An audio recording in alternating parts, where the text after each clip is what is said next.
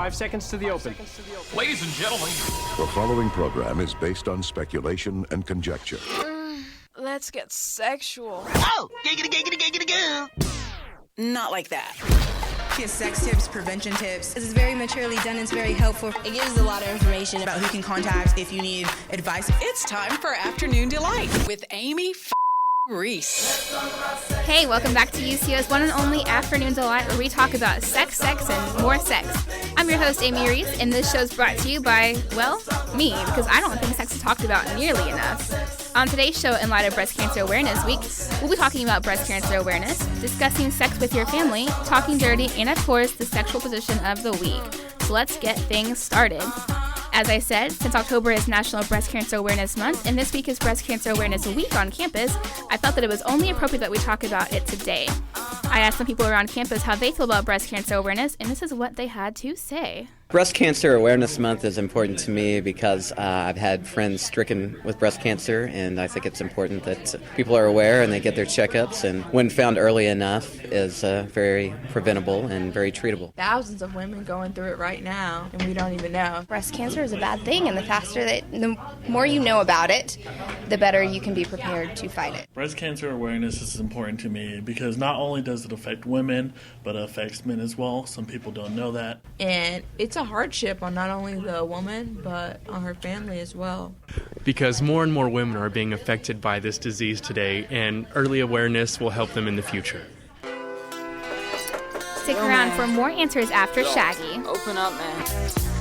It's Afternoon Delight on U Central Radio. I'm Aimee, and we're talking about breast cancer awareness. Now, I asked some students around campus what they felt about breast cancer awareness, and here's what they had to say. You can walk or run a marathon, you can donate, you can constantly blog on your websites about support because people do need to know, and it's kind of one of those things that goes behind our head when it's not directly affecting us. My mom was diagnosed with breast cancer when I was 8 and made it through. It was stage 1, so they caught it really early. Breast cancer awareness brings awareness to people that need to be checked and need to be reminded to check continuously. My fiance says about the whole breast cancer thing, save a life and fill up your wife. Breast cancer awareness is important because you need to know what's going on with your body and keep yourself healthy. Some symptoms and signs to look out for are a change in how the breast and nipple feels, a change in breast and nipple appearance, and any nipple discharge, especially if it's clear or bloody.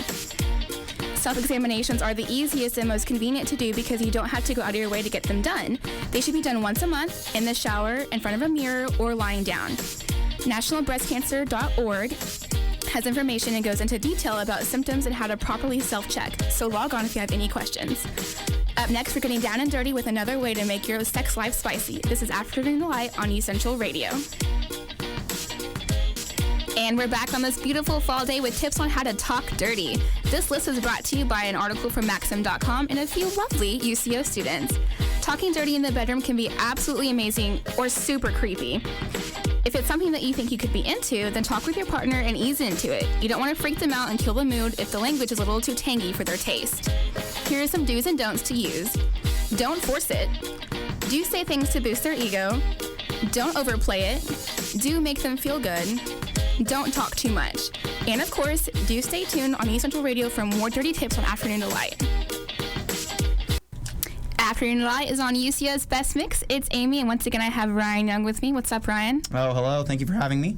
I'm so glad you're here again. We're going to talk about how to talk dirty. Does that sound cool to you?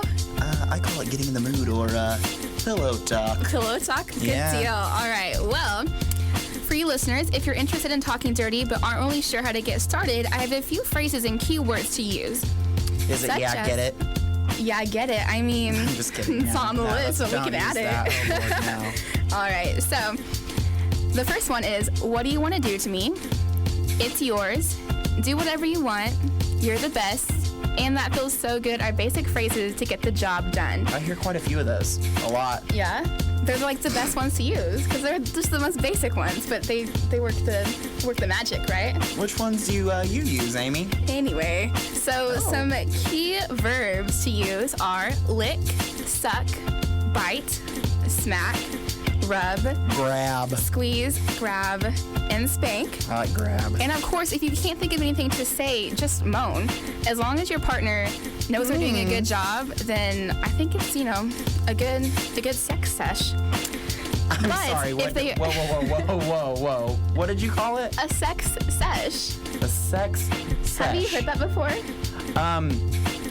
No? I don't know what block you've been around, but I haven't usually heard it called a sex sesh. Sex. I don't mean it block like you work it. Short, I mean like, it's short for session. Around the block, you know what I mean? Like, I hope that wasn't rude to you or offensive. I mean, it's fine. It might be now that it's on the radio, but sorry about you. Anyway, moving on. But, so as I was saying, if you're not happy with what they're doing, then take control and tell them what you want. You can't... Take control, Aimee. Well, okay. I am taking control. You can stop. However, there are a few words that should be talked about before you jump in the sack. Always. Safe words. Yes. Not really, but kind of. Well, that's slut, whore, the B word, and daddy should all be agreed or disagreed upon before you do anything. Ever call me daddy. Those are terms. I can't handle it. I know, it's weird. I don't understand it. I'm not 45 and I did not help produce you, so do not call me daddy. I don't get when guys are like, yeah, call me daddy. I'm like, do you want your little girl to call you daddy? Like whenever you have children? Because that's borderline, it's creepy. I think it's creepy. I would never do that. I don't do that, actually. I won't say what I'm thinking in my head because I don't know if it's appropriate for the radio, so I'll just keep it to myself. All right. Yeah. Well, those are terms that potentially cross the line into awkward city, and nobody wants to be there. Exactly. Well, now that we're all hot and bothered by talking dirty, let's talk about discussing sex with and or around your parents. This is Afternoon Delight. I'm Aimee Reece, and we'll be right back. This is Afternoon Delight, and we're back with special guest Ryan Young. That's right. And I was reading through the most recent Cosmo and came across a funny article with reader submissions about awkward sex combos with their moms. And it got me thinking about my own awkward sex combos with my mom. And I don't think anybody listening right now even wants to hear that. Listen, I didn't want to hear it either, but it happened, and I want to share it because I feel like everyone needs to be on the same level. I was driving through the country one day with my mom, where I'm from, out in Luther, out in the boonies, and if you guys want our address, hit us up on Twitter. We'll send it to you. Don't be creepy. It's okay. It's fine. We're driving around, and she starts to tell me about one time in high school when she went parking with this guy that she was kind of seeing, and it was way out in the country and out in this pasture, real secluded, and she couldn't get all the way into their activity because there were too many cows around. And I was like, I don't need to hear this, Mom. Please stop talking to me. And I was 17 at the time, so of course I was like, oh my God, I can't with this. Okay, so you're saying that it would make it less awkward if you were to talk to her right now about it? No, I'm still I don't want to talk to you about sex at all. Yeah. Even though I love talking about sex, not with my parents. It's just weird. I don't need to hear about their sexcapades. Yeah, because they're sex sessions. They're sex sessions. Oh my gosh. Anyway, so the article I read was really, really funny, and I got a good laugh out of it. So will you please read a few of the little submissions for me? Yeah, I've been looking through some of those submissions from the Cosmo that you read it from, and let me tell you, there are some awkward ones. My favorite one comes from Alicia. She's 22, so right around your age, getting there. That is my age. So imagine your mom telling this to you. Oh gosh. Alicia says, my mom shared that my dad is the only man she's ever slept with. Before I could stop her, she was telling me about how my dad is uncircumcised and giving me tips on ways to pleasure a man if I ever date one who's uncircumcised. No. Has the hood. I do not ever want to hear that ever again. I would die. If that was my mom, I would have freaked out. And I just don't know what I would have done because I just would have been like, I can't do this anymore. But Aimee, I can't what see you for a happens couple if days. you ever encounter that? You're going to need to know how to take care of that. I mean, that's what Google is for. And listen, so you're going to look at Google.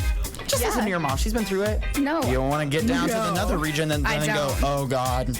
I think I know enough for right now to get me through life, but if I come across, because I've been working hard at it? Listen, I've never seen an uncircumcised penis before, but so if I come across it, I'm like, what? Uncircumcised males, I can give you Amy's address, and you can just sneak in her window. It's fine. My gosh, let's not, because I don't need the creepers like that at my house. I already had one last night, and it got real weird real fast. So. Oh, Mike came over? Oh, yeah, that's exactly what happened. Oh. You caught me. They're best friends. They make me laugh. You guys, if you ever get to see Mike and Aimee together, they crack me up. They're so funny. I know. We're just adorable. All right, so what's the next one?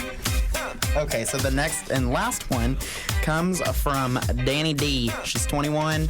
She said, as I was explaining the game Never Have I Ever, fun game, to my mom, and I said that it's a good way to find out stuff about your friends. She asked, like what? And I said, well, some of my friends admitted they'd 69. We all know what that is. Good position.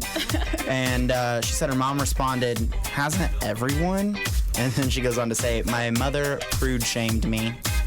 Oh my God. Sounds like Danny's a prude. I feel like I'd probably get prude shamed by my parents too, because listen, they try to tell me stories and I'm like, I don't want to hear this. Please That's not stop. prude shaming you. That's just saying that your parents are very sexually active. I have a really quick story that I'll tell real fast Please about do. my parents. Okay.